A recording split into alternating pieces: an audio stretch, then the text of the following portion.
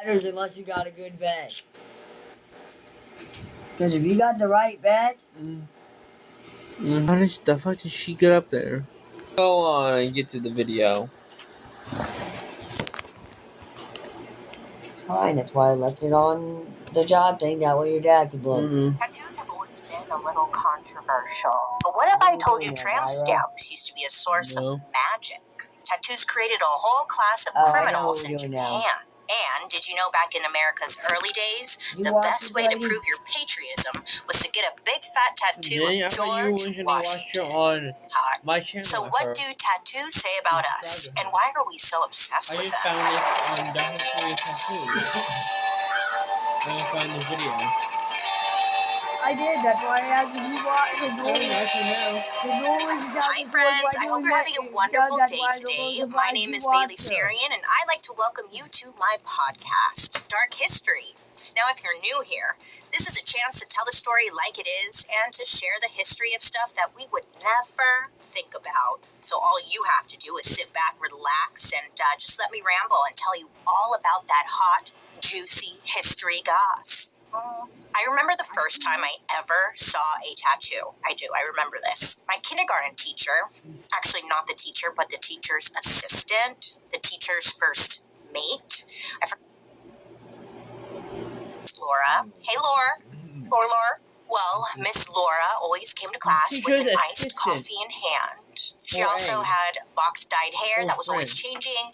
And one day as she was passing out crayons, she bent over to pick up one of the crayons and boof, there it was. It was a butterfly on her lower back. Ooh, she got some secrets. Anyone with a butterfly tattoo on their lower back has secrets.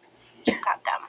And then, of course, as I got older, I heard the term tramp stamp, which I'm sure we can all agree here is a very slut-shaming term. Thank you so much. But where did this all start? Have tattoos always had this bad rep? I needed answers. Now, if you've ever seen me before, you could say that I've definitely dabbled in the world of tattoos. My skin at this point is, I consider it a museum. It's a work of art. I'm an art collector. But I had no idea when I was first starting to get tattooed that what I was doing was actually an ancient tradition. And the tramp stamp, perhaps the most ancient and beautiful tradition of them all. Buckle up, ladies and germs, because today's episode we are getting into the nitty, the gritty, the beautiful, and devastating history of tattoos. Joan has gotten some work done. If you're watching this over on YouTube, she is covered in, would you call this a sleeve? I want a tattoo. I have one too. She also started smoking. Most of the stereotypes is that people who get tattoos smoke, and where that might be true, Joan, it's kind of because I quit. I want that cigarette, Joan. Now, if you don't know, tattoos have been around for thousands of years, and they have been found in unexpected places, on unexpected people, and for unexpected reasons. I'm talking from all over the body to small little finger tattoos. I mean, these are old as shit. Thigh tattoos, also ancient. The tramp stamp, as I've mentioned, tale as old as time. You gotta be you're over probably 18. wondering, okay, Bailey, but how do we actually know this? Well, for starters, it's because archaeologists found a 5,000-year-old mummy with tattoos. This mummy, he was built different, literally. His name was Otzi. Otzi was an Iceman who died over 5,000 years ago up in the Italian Alps. And when he was discovered about 30 years ago, he was found face down on a mountain. Which honestly was I was like, me. Literally, I did a hike back in 2019. That was the last time I did a hike because I just fell face down in the dirt and I gave up. Where was I going with that? I'm not sure. But what I'm getting at is it was a huge moment for the scientific community. Otzi, not my hike. So Otzi's body was accidentally mummified. In other words, it was preserved almost perfectly by the snow and ice that covered him quickly after he died. Now, because of this, we know a lot about him. Maybe a little too much, but I kind of love it. We also know that he was left-handed, had cavities, and was 46 when he died, and had 61 tattoos. This little detail in particular blew archaeologists away, because before the Otzi was found, they had never found evidence of any tattoos in this time period when Otzi was alive. Now, there was something unusual about Otzi's tattoos. The scientists, they reasoned that what they were actually seeing was ancient medicine. Otzi had these tattoos on his body, specifically in places where he had wear and tear on his joints and bones, and this led scientists to the conclusion that Otzi was using his tattoos for healing purposes. Basically, he would cut into the area that was bothering him and rub the charcoal into the wound, creating a tattoo. This was a practice that was believed to help heal. I mean, they had to get creative, right? I wonder if it worked, actually. Obviously. These tattoos weren't too fancy, though. I mean, they were all like little lines, sometimes crosses. But what's especially crazy is that quite a few of Otzi's tattoos are in the same places as modern-day acupuncture pressure points. So, you know, when you go get acupuncture, they put all those needles in you and they put them in certain spots. So maybe, you know, they did this to give Otzi some relief with the charcoal in the wound. That's what, yeah, it sounds about right. For me personally, I am just like Otzi. Look, I also use tattoos for healing. Usually after a breakup or something major in my life happens, I tend to get a new tattoo. I don't know why. But I get it, Otzi. I'm there with you. I consider it kind of like reclaiming my body. You know what I mean? Starting a new chapter. It's just therapeutic. And people thousands of years ago apparently believed that too. Yeah, it wasn't just Otzi either.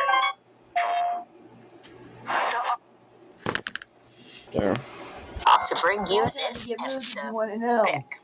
And people thousands of years ago apparently believed that too. Yeah, it wasn't just Otzi either. I'm happy to partner with ZocDoc to bring you this episode. There's nothing worse than going to the doctor, expecting to be like the center of attention, and then, you know, you get there, you get treated like garbage, and you can tell that your doctor, I don't know, he's seeing you as an inconvenience, right? I mean, hello? I'm pretty sure they put the clock behind you, you know, so the doctor can stare at it without you noticing. So instead of, you know, listening intently, maybe asking how you feel and helping you along, the doctor is thinking about having a burrito for lunch. But on ZocDoc, you'll find quality doctors who focus on you, listen to you, and prioritize your care. No more Dr. Roulette or scouring the internet for questionable reviews. With ZocDoc, you have a trusted guide to connect you to your favorite doctor you haven't even met yet. Millions of people use ZocDoc's free app to find and book a doctor in their neighborhood who is like patient reviewed and fits their needs and schedules just right. You can even search by your insurance. So no more like doctors watching the clock, you know? They're there for you. Go to ZocDoc.com/darkhistory and download the ZocDoc app for free. Then find and book a top-rated doctor today. Many are available within 24 hours. That's ZocDoc, ZocDoc.com/darkhistory. ZocDoc.com/darkhistory. We also know that ancient Egyptians between 4000 and 3500 BC were also getting tattoos, but unlike other cultures, it looks like in Egypt, tattoos were only for women, which I freaking love Egypt. They're the shit. And apparently, the most important tattoo an ancient Egyptian woman could have was a tramp stamp on her lower back. It was believed that having a tattoo there would actually protect you during childbirth. And it kind of makes sense that they want some kind of protection because throughout history, childbirth has been extremely dangerous and even deadly still to this day, right? So it's like, yeah. So these ancient Egyptian women would pray to the goddess of fertility, Hathor, and really do whatever they could to like have her protection on the big day. But there were some important rules associated with these powerful tramp stamps. It is believed that these tattoos were only quote-unquote activated or worked correctly if all of the women involved in the birth, I'm talking like the midwives and priestesses who were there, also had the same tattoo. Another popular tattoo that Egyptian women would get if they were expecting looked almost like a belt made up of dots. This was supposed to bring good luck and protect the child during pregnancy. It was believed that these would act like a net, like expanding with the stomach during those 9 months, and keep any dark magic, like evil spirits or demons from entering the womb. So slut-shaming is also a tale as old as time, because up until pretty recently, tattoos were totally dismissed by historians. One archaeologist named Louis Kamer wrote a book in 1948 all about tattooing in ancient Egypt. And in it said that all tattooed women in Egypt were, quote, prostitutes of dubious morality. So yes, he claimed all tattooed women in ancient Egypt were sex workers, and because of that, he called them morally dubious, which is, pretty much saying that this person has questionable morals. Lewis's theory was that these tattoos were given to prostitutes who had sexually transmitted infections, kind of like a warning label.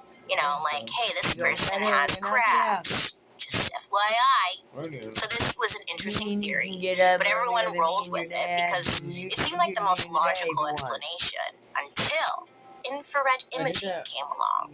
Now, infrared imaging is an amazing tool scientists developed fairly recently that basically shows way more detail than the naked eye, like evidence of tattoos on shriveled up mummy skin and hieroglyphics on tombs. And armed with this imaging technique, scientists figured out that Louis was freaking wrong. Tattoos weren't for prostitutes with STIs at all.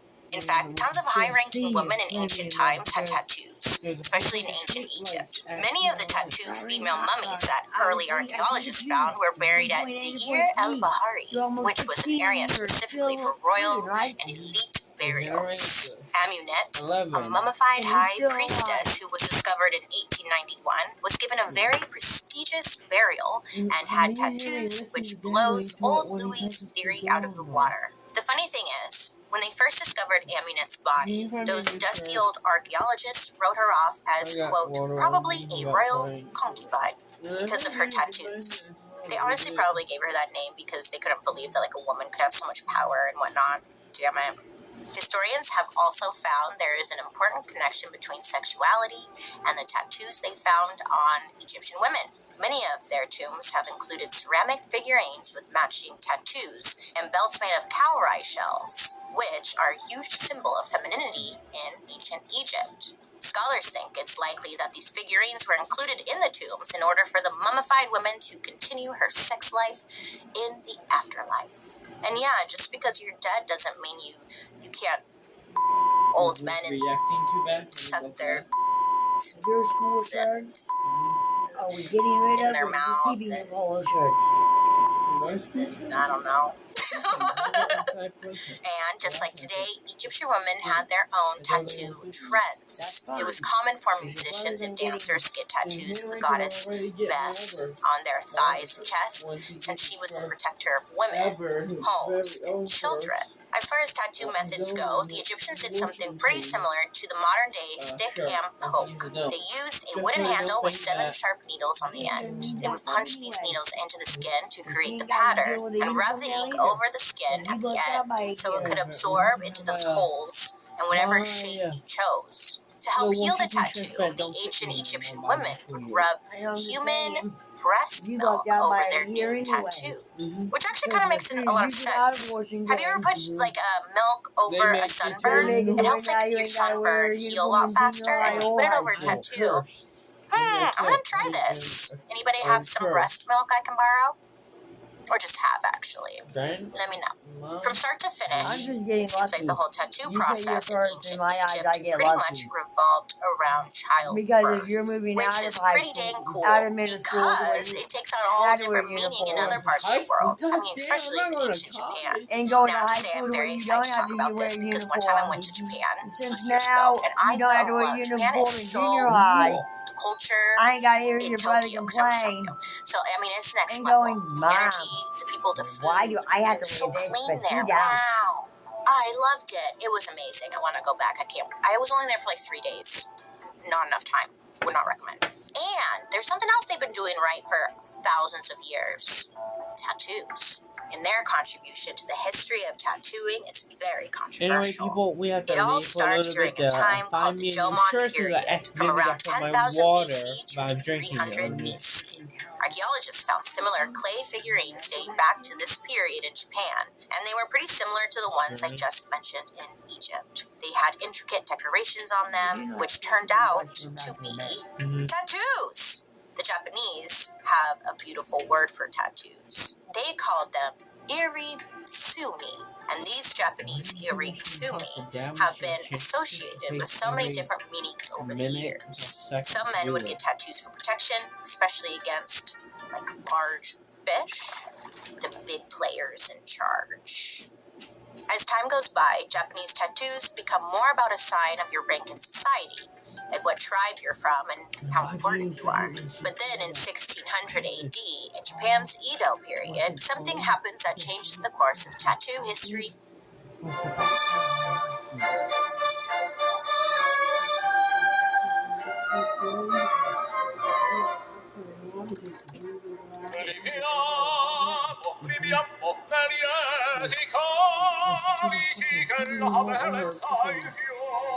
Something happens that changes the course of tattoo history forever. At this time, a powerful military government ran the country from a town known as Edo, which is now Tokyo. This was a pretty iconic time in Japan. I mean, the arts were flourishing, fashion was colorful, the economy was booming. People started to flock to cities. The population of Edo grew to over 1 million people, which made it one of the biggest cities in the world at that time. Before the Edo period, a common punishment for crimes was amputation of the nose, fingers, and ears. But in 1720, tattooing replaced amputation as a form of punishment. Crimes like stealing and fraud would be punished with a specific tattoo, like a black ring around your arm, or even the name of the crime would be put on your frickin' forehead. And this was so the other people would know what you did. It's a sign you literally cannot take off.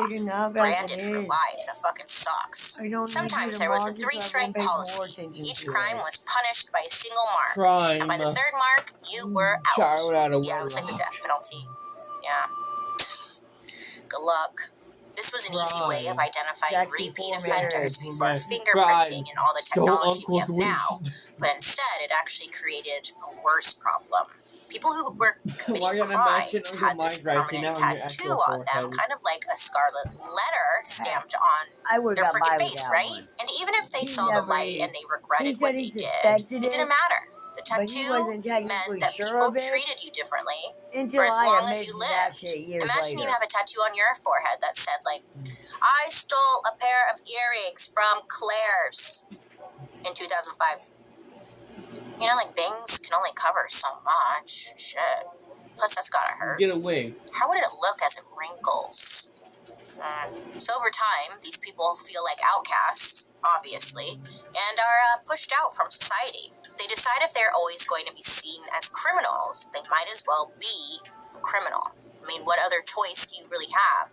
The tattoos ultimately created a new class of citizens who were literally referred to as the untouchables. Like, people wouldn't touch them with a 10-foot pole. This class only got bigger because people continued to commit crimes, and over time, people started making homes and raising their families right there in these tattooed communities. So this, quote, criminal class of people decided to lean in and started getting more and more tattoos. Over time, they would get so many tattoos that their entire bodies were covered, and some did it to just hide their criminal tattoos, and others did it as a way to reclaim the power that the punishment tattoo took away. Rather than looking at their criminal tattoo as shameful, their full body art became a point of power and pride. The Japanese used a similar hand poke method like in Egypt, but it was called tabori, which translates to hand carve, which sounds very painful. But there's a long stick with a group of needles on the end, which are dipped into ink and then jabbed into the skin in a flicking motion. But because these tattoos were so intricate and colorful, they could take months to finish. And not only that, they were actually pretty toxic. Yeah. During the Edo period, powdered arsenic, which is a toxic and deadly substance, was added to tattoo ink to make it darker and last longer. People started reporting that they were having like allergic reactions and a whole bunch of other health complications, and eventually they would have to stop using it. But even this couldn't slow down the tattoo culture in Japan. In fact, it probably only gave it more of an edge. And this is when the criminal class takes a step further and starts to enlist in the Yakuza. The Yakuza are known around the world as very powerful, very influential, organized crime groups in Japan. I'm talking everything from murders in broad daylight to political corruption to white-collar crime. I mean, they go all the way back to the Edo period. They also are known for helping the community in times of crisis. For example, after a huge earthquake in 1995, they were one of the first groups at the disaster site giving help to those who need it. So there's two sides to the story, you know? Most members of the Yakuza can be identified by their full body tattoos. Over time, these full body tattoos became a sign of loyalty to certain gangs and were associated with organized crime, which is why to this day, some people still feel scared when they see a tattooed person in Japan. In the 1870s, tattoos were actually banned for a period of time, but we all know. I'm listening. No, why can I bet if I ever went to Japan with a tattoo, someone gonna say, "You in crime"? I'm like, the fuck no. I got this for my 18th birthday. I got this one for my 20th birthday. Me getting drunk shit crazy. Then why you have tattoo? Why you no doctor? God damn, why do I think why you no doctor yet? You failure. You no doctor yet. You failure. You will only become doctor? Or I figure what else. Or doctor in his family. Okay. I won't fight you. You say no names, or make it worse. I know his nerdy way of doing it. And then only certain people will know what it means.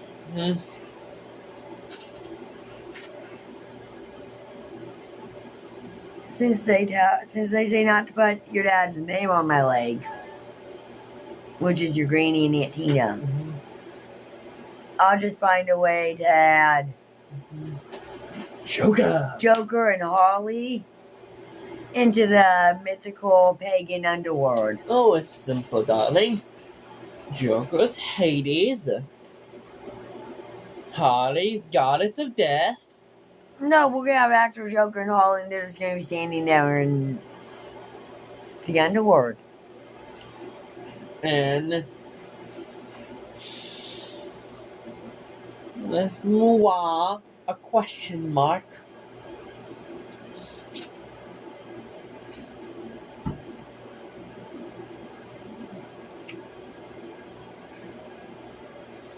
And Henry. I'm not having that on my A body. luchador mask. What? Joker be holding a question mark cane and a luchador mask. It represents what? Do you want to hold any sperm? Or that? Neither. They're both becoming that way they fit. How would me and Henry fit in here?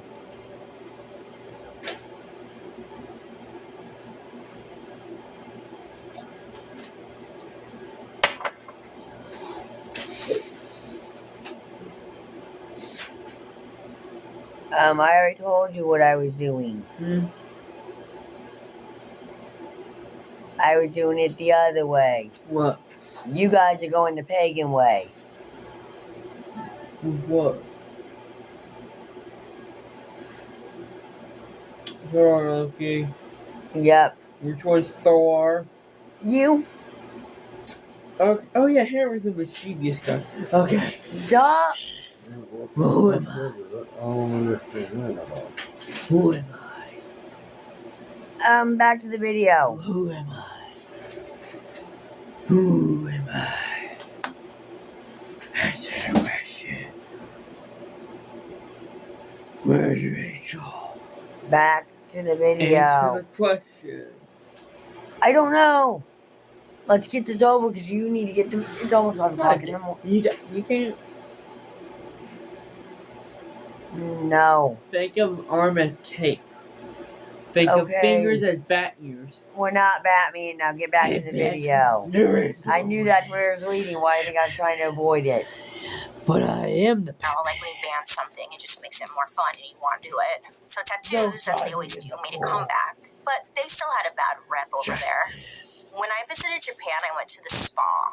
It was like, The spa. a spa, right? They had this beautiful It's pool. spa. And I was like, oh my God, I'm so excited. I'm going to go to one of these spas and like go into the pool. And I was walking up to get into the pool, as one does. And I started to take off my my robe. And then this woman who worked there, she came up to me and started shouting at me. And I was like, what? Like, oh my God, what? Like, she was panicking. She was like, do not get in the pool.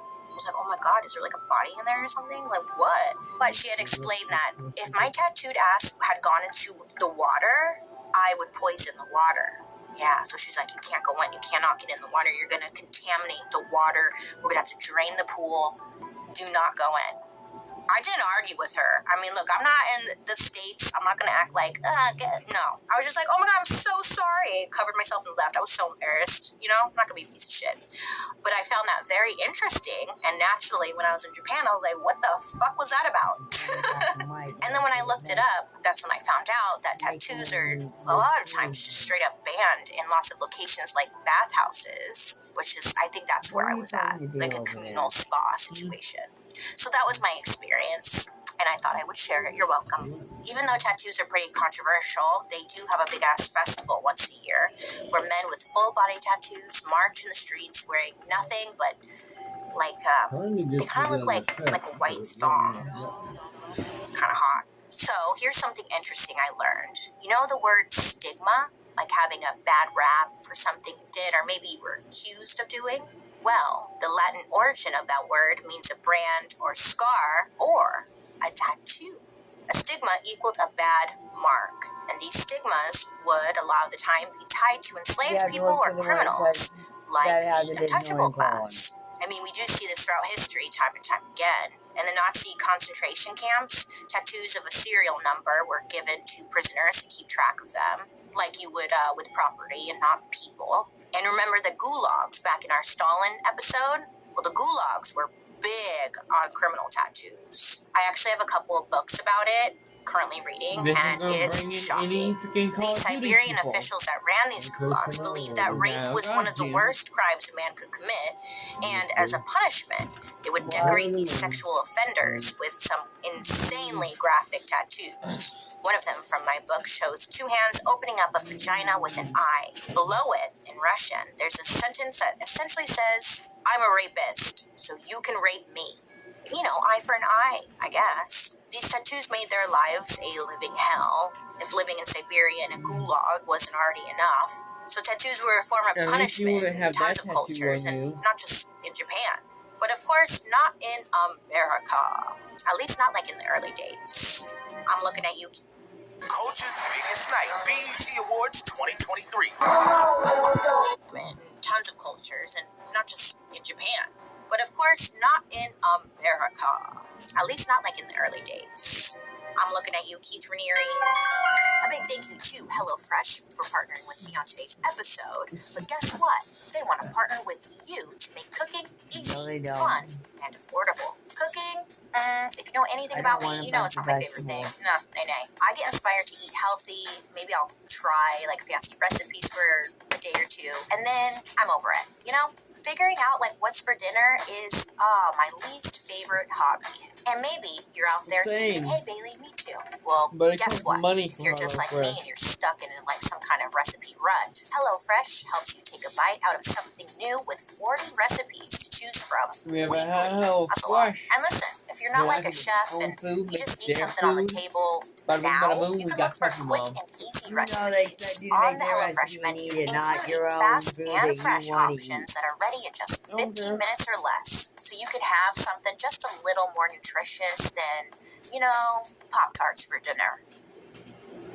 Not me. It's all about having a healthy home I cooked meal personally with love HelloFresh is about. HelloFresh because they deliver pre-portioned ingredients straight to my door. I don't even have to go to the store. Along with easy to follow recipe cards that give you like visuals as well, so I don't have to, you know, mess things up.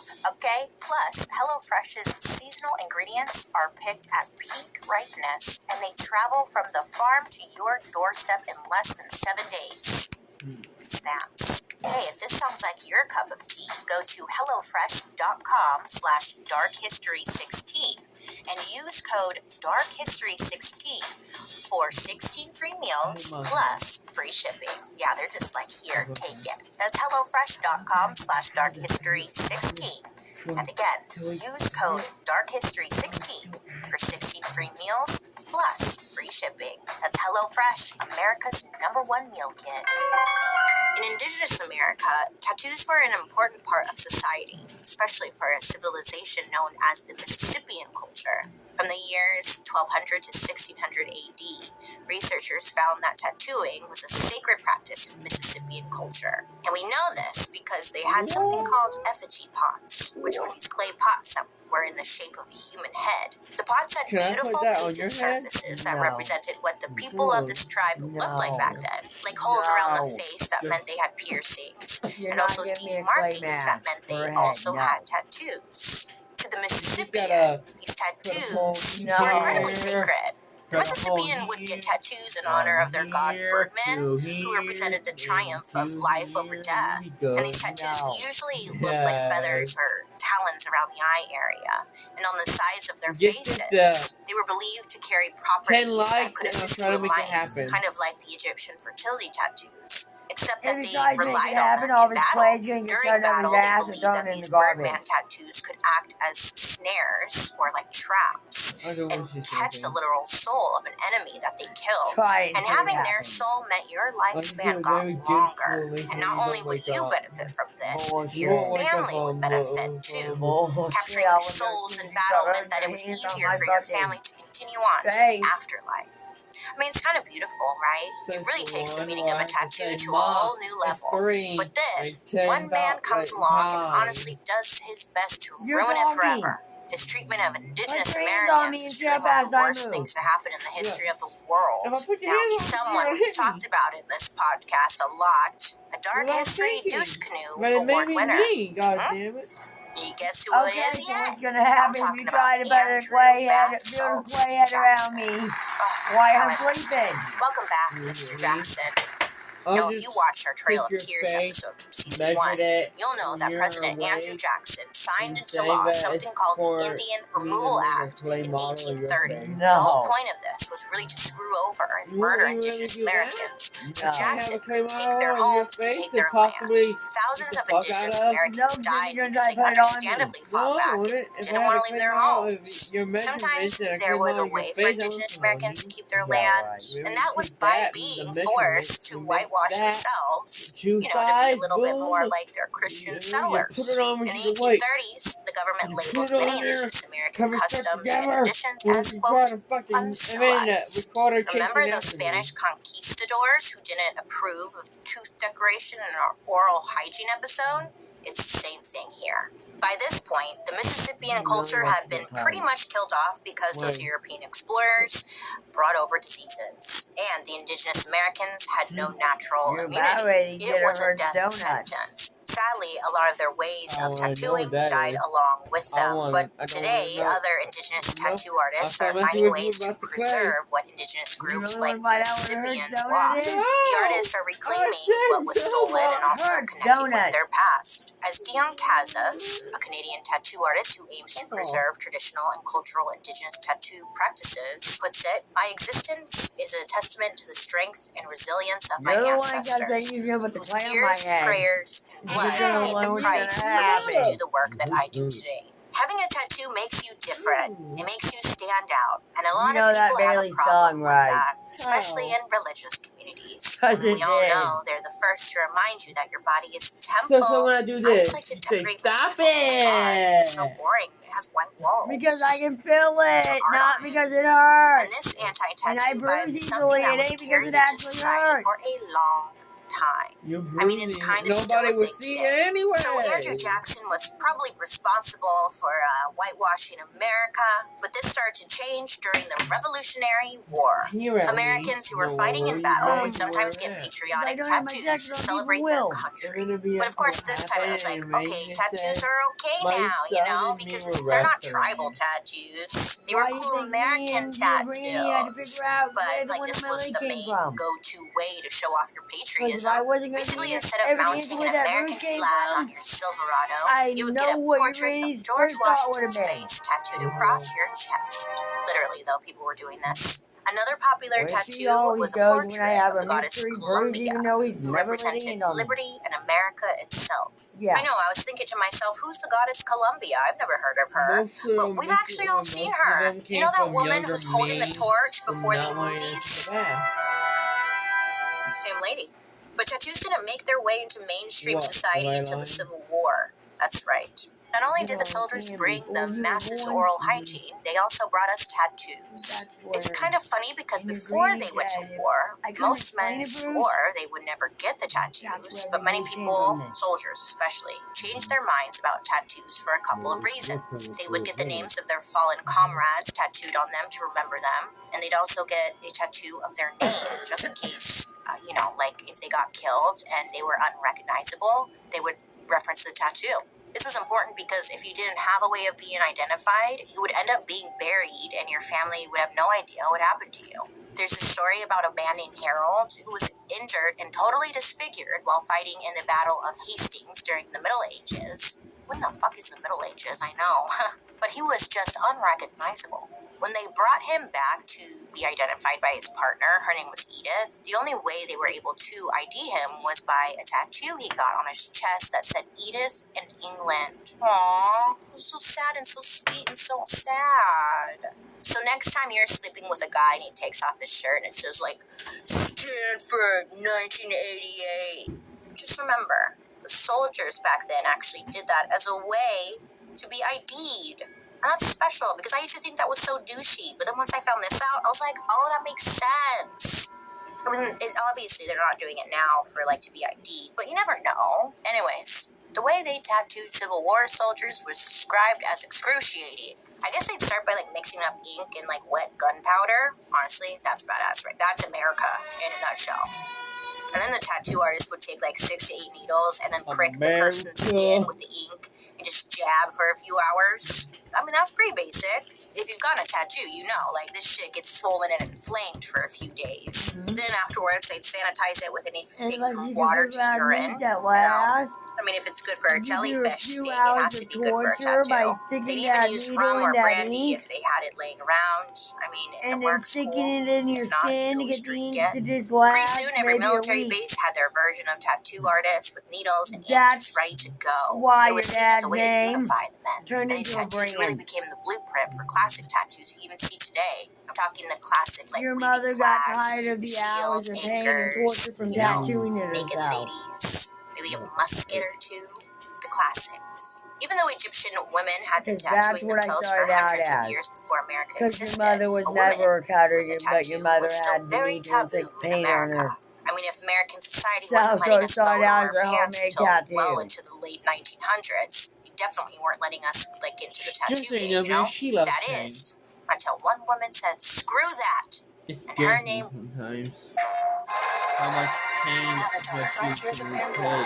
Watch our world premiere trailer now. Woman said, "Screw that." Yeah, we're talking about Ken, by the way, from the new Barbie movie. Anyway, what are you You going to gotta realize I popped out that big head with no pain medication. Okay. So your mom can tolerate pain. And you were screaming about how you want to rip Dad's balls off.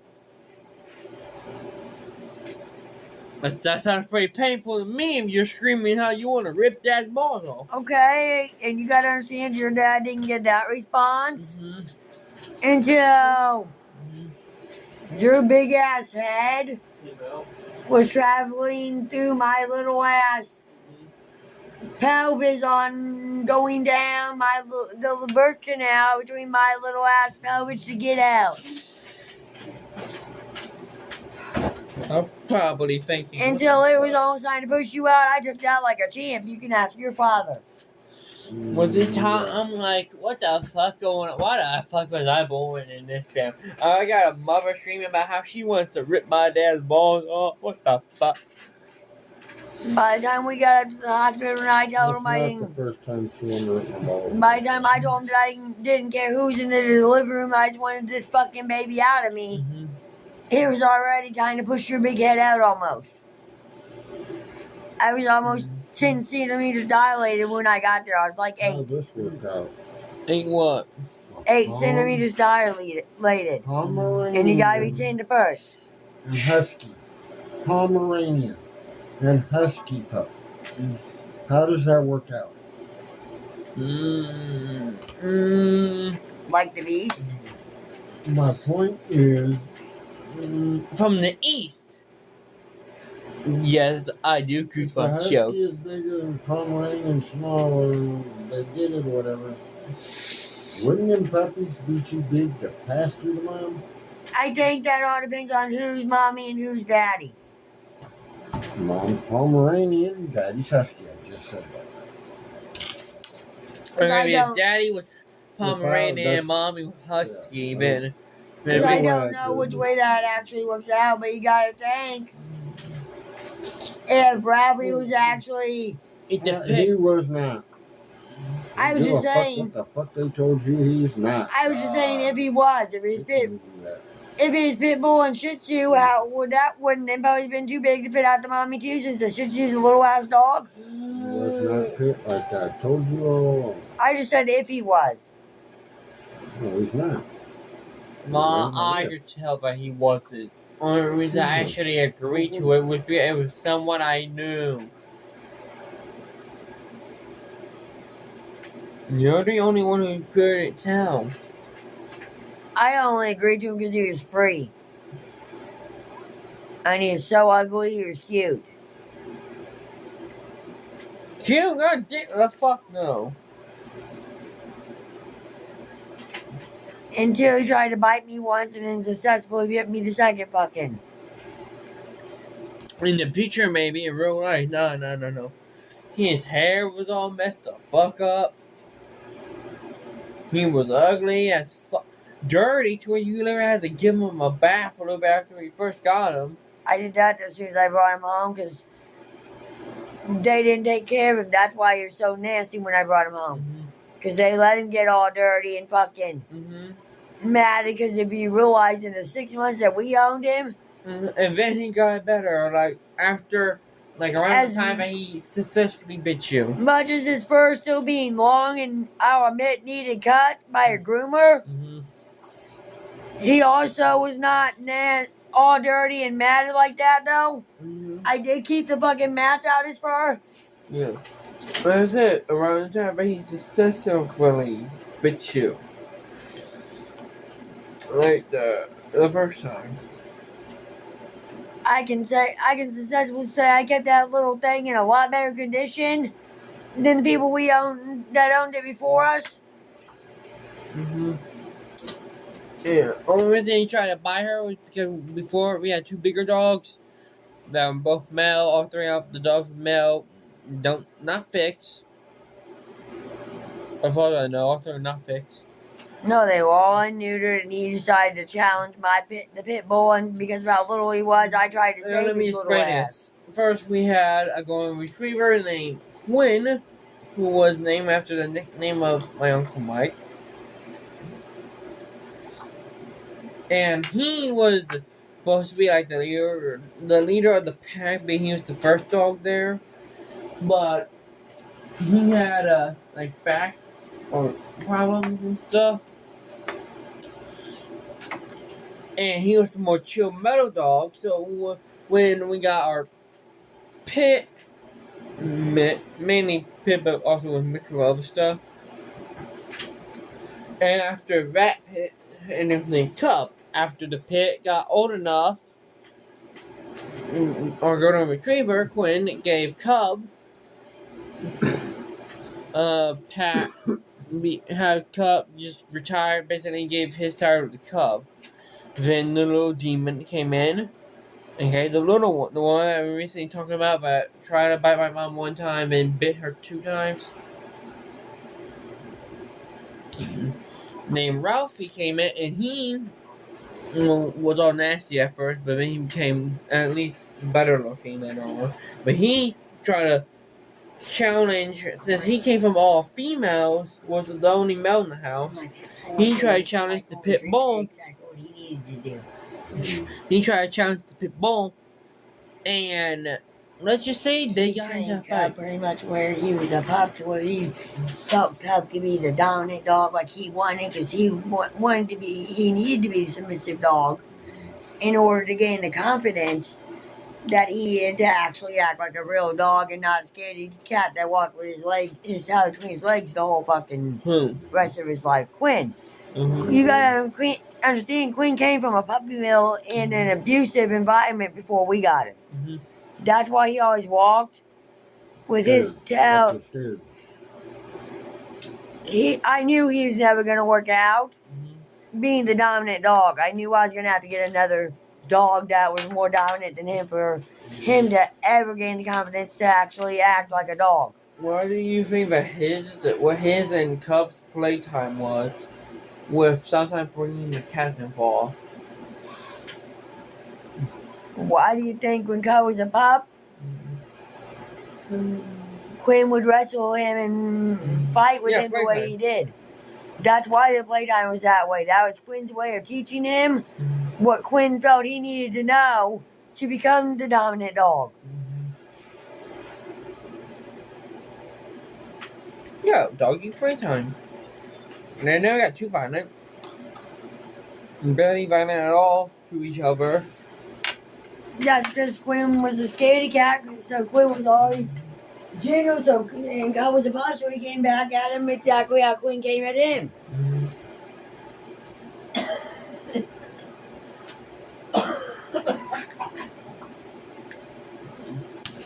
Okay, when we move out of here, we'll tell you some more story times with the three.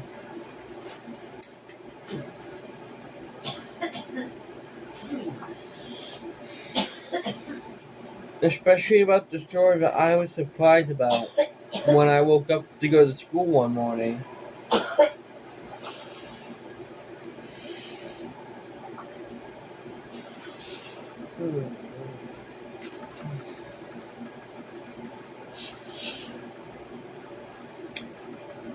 Current whereabouts is Quinn's dead.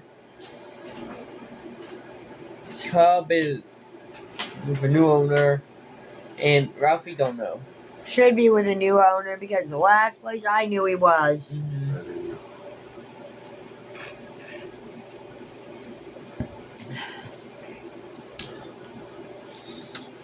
Was APL because if you remember, the pound supposedly transferred him to the APL because of illness. And like I told you, it wasn't illness. He got transferred because he was injured. Because he bit me and the other two dogs were not standing for that. Because I grabbed him in order to prevent the dog fight that was about ready to fucking happen. Recently, a little bit after he tried to challenge Cub, and so shit, mom over here tried to grab. He tried to bite her, missed, then got her with. No. Technically, he tried to go after challenge Cub twice because he tried it in the house. And I got Cub in his crate to prevent it and was going to lock Cub's door. And Ralphie charged and bit my arm. And then the second time, I noticed that Ralphie was in a fighting stance for a male dog. That a pit bull, the fighting stance that that's normal for a pit bull to take. I noticed that he was in that same stance, staring Cub down. So then Cub started staring at him, so before either one of them could charge, I picked up Ralphie. And since he'd already took that fighting stance, so once I picked him up, both of the dogs were jumping at him. So he was still trying, so since they were jumping at him trying to get him, he was trying to get them.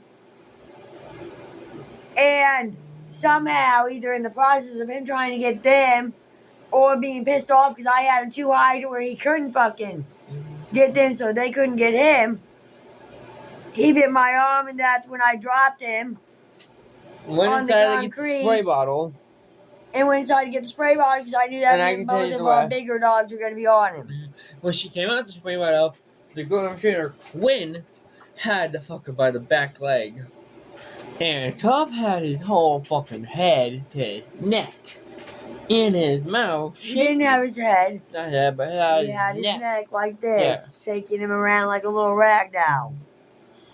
To where after that, we gave that dog Ralphie to that pet. That's that dog. Because he was the troublemaker of all the dog fights I Now had. can we finish this video so you can get Yeah. to bed? Cause And it's her almost name was 5:30 in the Maud morning. Wagner. Today's episode and your next website is sponsored by Squarespace. Listen, in our increasingly online world, the best way to stand out is with a personalized website. And now you're probably at home thinking, but Bailey, I don't know how to make a website. I don't know how. First of all, calm down. Worry not, because Squarespace has done the hard work for you, okay? Squarespace, if you don't know, is an all-in-one platform for building your brand and growing your business online. You can stand out with like a beautiful website. You can engage with your audience. And you can sell anything. Your products, content you create, and even your time. Squarespace has all the features you need to get your successful website off the ground.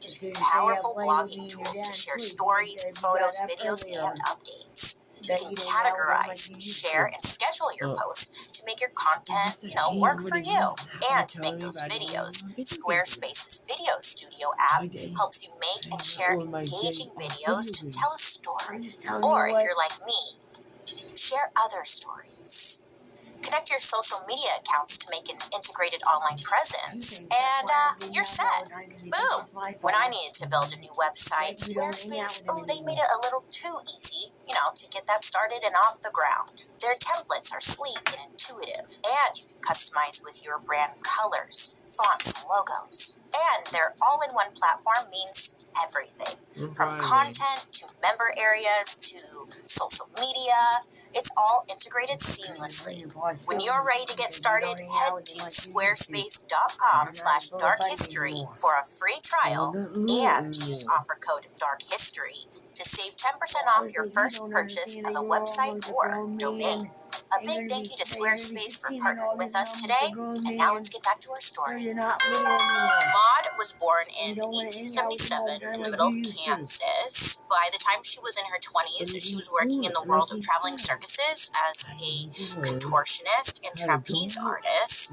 Now, in her early years in the circus, she didn't actually have any tattoos. While she was on tour, they made a stop at the St. Louis World Fair. She went there, and right away she had gotten asked out by a famous tattoo artist named Gus Wagner, who must have found her attractive. Maud agreed to go on a date with him, but in exchange, only if he gave her a lesson in tattooing. Gus agreed, and just a few months later, the two of them ended up getting married. And also during this time, Maud found that she was actually really good at tattooing. After their whirlwind romance, Maud eventually becomes covered in tattoos. Whole thing, full sleeves, complete all of her body. And she ends up with so many that she becomes famous for them, as well as becoming a world-renowned artist herself. This made Maud the first female tattoo artist in America, which is huge. And then in 1891, a man named Samuel O'Reilly invented the first tattooing machine. Now, this made getting a tattoo so much easier than by hand, and also made tattoos a lot more popular. The machine had an ink reservoir in the electric tattoo pin, which tattooed the skin almost 25 times faster per second. Now, customers were lining up to get these less painful and less expensive tattoos, and they became kind of a trend. But Maud and Gus, they refused to conform to the use of the electric tattoo machine, like a lot of other tattoo artists at the time. They kept things old-fashioned and used something called the hokey-pokey method, which is similar to the stick and poke. Maud is famous for bringing tattoos from the big fancy cities on the coast to everyday people in middle America, and for being just a badass woman who was proud to be in her tattooed body during a time when women were constantly being silenced and really not allowed to be their own person in society. Also, Maud and Gus had a daughter together. Her name was Lavetta, and even more iconic, they taught her how to tattoo at the age of 7. Imagine getting a tattoo by a 7-year-old. Sign me up. Lavetta went on to become a tattoo artist just like her parents, but, very fun fact, she herself never got any tattoos. She became one of the only tattoo artists of her time to never be tattooed herself. Legend has it, Maud refused to let Gus tattoo Lavetta for whatever reason. Some tattoo artists have rules where they won't tattoo loved ones. I don't know, I've encountered that before.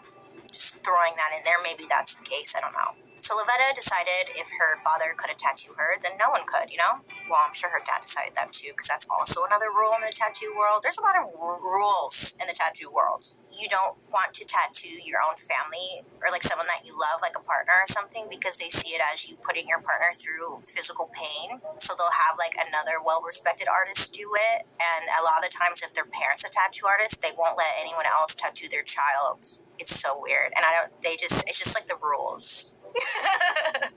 Anyways, I mean, maybe he doesn't want shitty tattoos on his kid. Facts. Look, tattoos have evolved over time. The machines have gotten better, right? There's even ones that are like battery operated, which is wild, but it's a lot easier to get tattooed now. Nowadays, there's this thing called microneedle tattoos. Have you heard of this? It's almost like one of those temporary tattoos you get from a quarter machine, but it comes in the form of a little patch. It's called microneedle because the side of the sticker that adheres to your skin has a bunch of itty-bitty, teeny tiny needles coated with ink. You like push it in, and it gives you a tattoo, and there's no bleeding. I don't know. The people who invented it made it for people who are scared of sitting through a long-ass, painful tattoo. It's also for people who need medical tattoos that show you have, for example, diabetes or like epilepsy, so you don't have to wear those medical bracelets all the time, which is cool, great. Even though tattooing has totally evolved, people still crave the old poke and stick method. It's making a comeback. I mean, it's been consistent. I wanted to do it, but I chickened out. I mean, stick and poke takes like a really long time. It takes total precision. I mean, it's a beautiful art to be heavily respected, let me tell you. Some cultures believed tattoos were sacred. Some thought that they were signs of a criminal, and others saw them as signs that you were indeed a proud American. But at the end of the day, getting a tattoo should be a personal choice, right? And when it comes to what we put on our bodies, choose wisely, because tattoos never go away, honey. Okay? And if you're gonna be dumb and get a tattoo, you can't be stupid. Plan ahead, find a good artist. It's worth the money because it's on you until you die, and make sure to take care of it afterwards. Got it? No, Don't if I get get like garage $1,000, tattoos. I can Don't let a use friend tattoo practice on removal. you. Right. You can't be stupid if you're gonna be dumb. Thank you for coming to my TED Talk. If any of you have fun, interesting tattoos and you want to show me or Funny at tell the end, Mom.